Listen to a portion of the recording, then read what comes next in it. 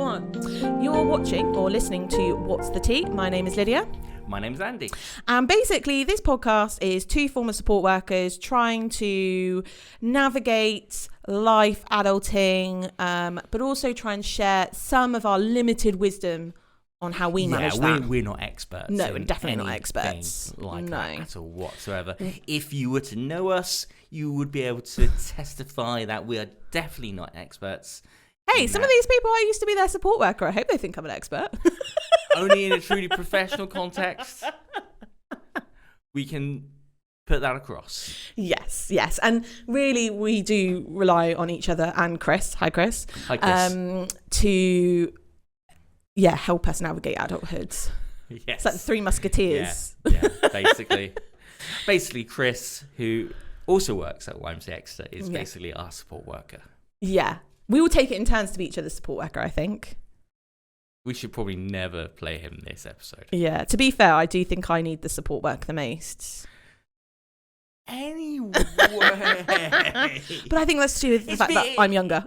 If it feels like we are being a bit kind of weird today, weirder than normal. I was going to say. It's probably because it's been a while since we've done this. It has. It's been 3 weeks. It's been at least 3 weeks, yeah. Yeah. Sadly, I was sick last week. You were sick last week. To be honest, I was launching a website last week as well. Check that out, by the way. Is it live? It is live. Yeah, our new YMCA Exeter website is live. That's down to Andy's hard work. Give him a round of applause, everyone. And Laura in our resource and comms team. Oh, yes, of course. The whole team. But Andy was a big... Deflex. Andy was a big... places it should go to. Yeah, but Andy, you were a big part of that. I'll take that, but I'm also going to deflex as well. Well done, resource and comms team. Woo! To the new website. It looks swanky. It does, doesn't it? Yeah. Anyhow, so it's been a while. Mm-hmm. There's also been a 2-week half term thrown into the mix. I wouldn't know. Yeah. I mean, 2-week half term is just bizarre. Yeah, I wouldn't know. I sound so old right now because I'm sure it's been 2 weeks for a while now. I wouldn't know because I was at work. Sensible person. Maybe that's why I was sick last week. Everyone was off, holding up the fort. So you were in work, not mixing with germ-filled people. Yeah, no, we had a staff retreat. That we have every year, and sadly, a lot of us came down with the illness. Yeah, you got ill. There may or may not be footage of us as a staff team in like a ballroom somewhere with some lovely elderly people that we met doing the YMCA. If you were to find this footage, it's not please online. feel free to email it to andy.mackay@ymca. I threatened to quit Gareth if he shared that publicly with anyone. I will be happy to receive. I won't share names. Your confidence is safe. Hey, we were having a good time. Indeed. But no one needs to see that. Anyway, so we are still a relatively new podcast, right? Yes. And we're kind of playing with the format a bit. Yep, definitely. But generally, the format that we kind of settled into is that we kind of talk a little bit to start with. And at the end, we share some weird news. Yep. And the centre bit, we kind of talk about mostly a particular thing. Like a particular kind of subject, could be something that... Or a theme. Or just something that we either deal with within kind of supported accommodation 100%. Context, and what's often, and the case, something that we don't really talk about kind of outside that context. Of course. Part of day-to-day life, something that kind of goes unsaid, because obviously... everyone knows about this, and obviously everyone's got it sorted. And have I said the word obviously enough to actually make the point? That's not really true at all whatsoever. It is not. And when I started working at the Y, I used to have these conversations a lot, and we'll reveal what that is in just a second. Okay. But I think I just knew about it, but I was never sat down and talked about it. I don't think it's part of the school curriculum, which I think it should massively be part of the school curriculum, because I think it's the crux really of how we navigate relationships, life and things like that. So I ended up doing a lot of research myself on this topic through kind of various kind of therapist websites and things like that, just so I could have the information so I could help educate those that we support on this matter so that they can just better navigate it and have healthier relationships. And the topic is boundaries. And when you say educate, is that in one-to-one sessions, or is there something else? I know where you're going with that, Andy. Yeah, so it used to be one-to-one, but as of the start of this year, start of 2024, we launched what's called life skill courses. Okay. So we've changed the support now. So anyone that remembers kind of St. David's Hill, it's one-to-one support. That's still the case, but we have 4 courses that residents need to participate in across their time with us, roughly 9 months. The courses are really small. I'm not talking like 30 residents all in one room. I'm talking like 6 residents at a max. Yeah. And one of the topics that we cover is boundaries in the life skills. And yeah, it's over 4 weeks.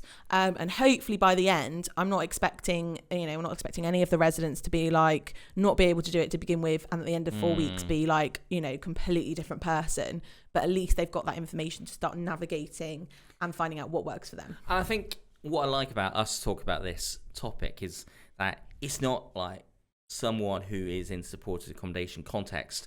It's not a thing that they particularly need to deal with. I mean, the amount of times we've joked about work-life balance. Oh yeah, and work-life boundaries. That is, yeah. We say work-life balance, we say work-life boundaries. Actually, it is just another example of this. And also, like, when I started working at the YMCA, a lot of people that come into support worker roles were support workers before they were actually getting paid to be support workers. And I definitely had to navigate boundaries within my relationships of being like, I'm your friend, or I'm your sister, or I'm your daughter. I'm not your support worker. I'll listen to you, but I'm not going down the route of becoming your support worker.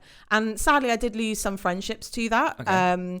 But I think that that's normal when you're putting boundaries in. And I think also you realise then what your friendships were all about. Because if it was all about them getting you as a support worker, that's not a friendship. That's it's not a healthy friendship anyway. So I had to navigate that way before kind of learning about boundaries. So it is something that I think people deal with on a day-to-day basis. And I guess we've got Christmas coming up as well. And whilst we don't want to dive too much into the Christmas thing, I mean, Christmas is a perfect example of people trying to do all the things at the detriment of possibly, I don't know, whatever. It can be detriment to their well-being, mental health, finances. The pressure to spend all the money. Yeah, and have like the perfect Christmas. And so, boundaries is really important. So talk me through the boundaries course. Okay. So the kind of first week, we kind of look at what are boundaries. So we've just used the word boundaries. Okay. What are they? That's true. Like, it's a word that we hear thrown around. And basically boundaries are the limits that we set within ourselves in a relationship. So it could be, for example, if we use me as an example, when I joined the YMCA, my boundaries, so the limit that I had within my relationships was I wasn't going to support work you by being like, I'm going to call your GP for you or things like that. It was more like, I'm going to listen to you, say that sucks. We'll kind of move on kind of thing. I'm not a support worker. I'm not there to try and fix your problems. Not that us support workers do that, but that was very naive of me, nearly 8 years ago as a support worker. But so I set that limit within my relationship because that was, I couldn't be doing that 24/7. I was doing it for a job, 40 hours a week.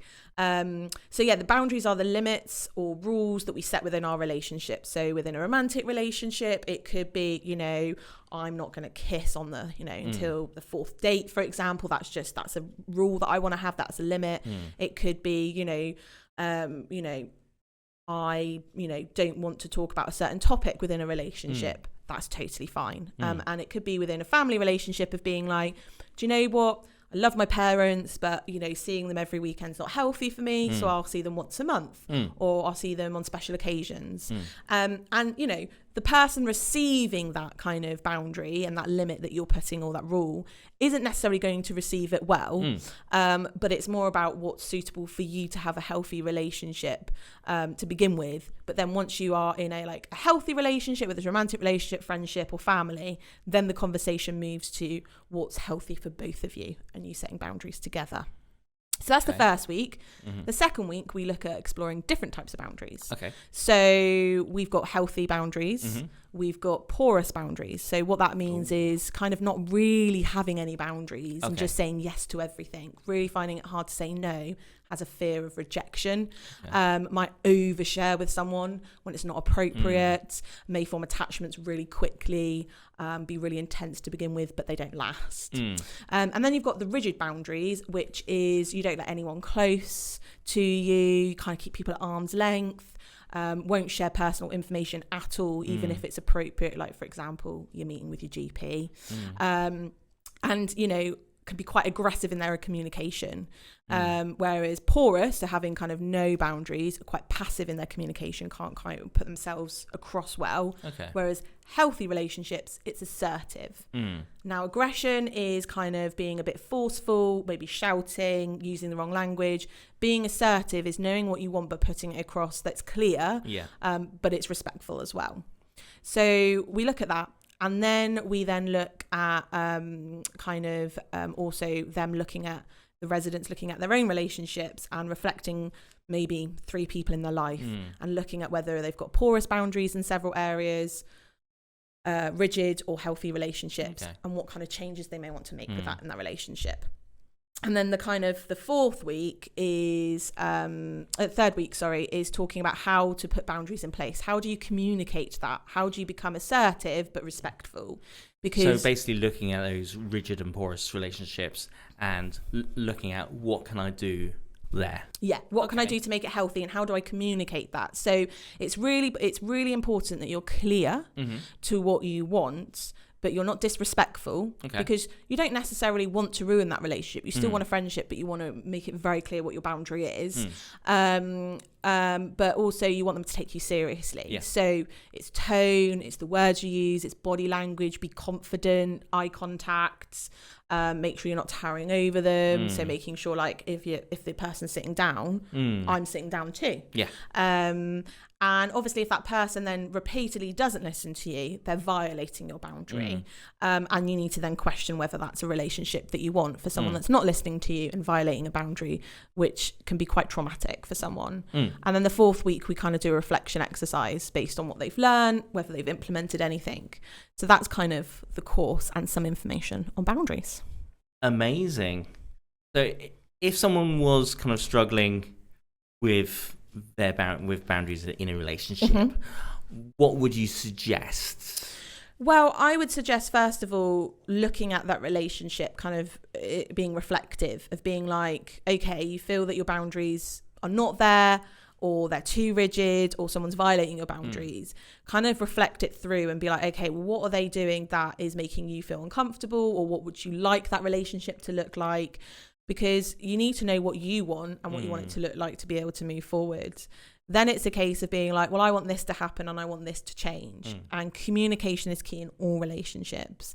And I think it's, you can practice writing what you want to say down. So before, when I used to be on the phones in my previous job, I'd get nervous, wouldn't know what to say. I'd write a script. And the more you do that script and you recite it, the more you remember exactly what you say, and you don't need to prep beforehand. So maybe write down what you want to say, speak to your partner or your friend or your family member and say, I need to talk to you, let me get through this, and then we can have questions.